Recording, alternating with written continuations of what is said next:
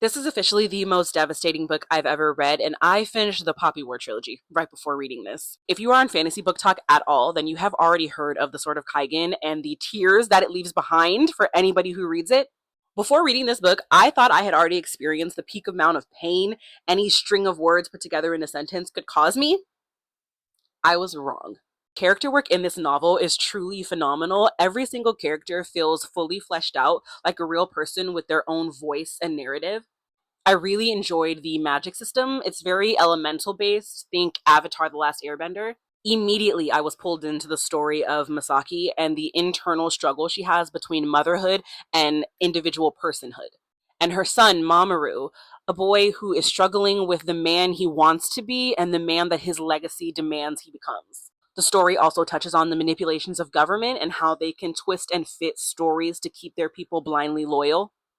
How the government keeping information from its people can be one of the strongest tools to keep them loyal. All of that weaved into an Avatar The Last Airbender-esque epic fantasy. This is adrenaline pumping, anxiety inducing action sequences, and a magic system that is genuinely terrifying. Something that solidifies a fantasy in my mind as one of the greats is when it uses the fantastical elements of the genre as a vehicle for some of the most human and seemingly mundane things. In this case, motherhood. Beyond the power, the magic, and the fantasy, this is a story about motherhood. What it means to be a mother, the mental state it can throw you into, the resentment versus the duty. This is a timeless fantasy that I genuinely think in the future we will look back as one of the best standalones to ever stand alone. And speaking of alone, I do not recommend reading this book alone. Learn from my mistakes. I was screaming, sobbing, crying into the void, wishing I had someone to share this burden with. I was struggling at one point. When I had to go to bed, I laid down and it was just a single tear falling because I could not get over what I had just read. There are so many times I had the overwhelming wish, desire, urge to jump into this book, into specific characters' faces, and just scream.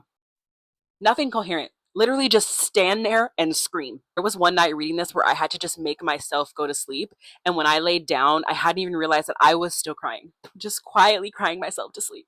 Just have an anchor when you read this, please. I don't know what else to say. I don't know how else to verbalize how perfect this book was, how impactful, how emotional. I think that this should be studied.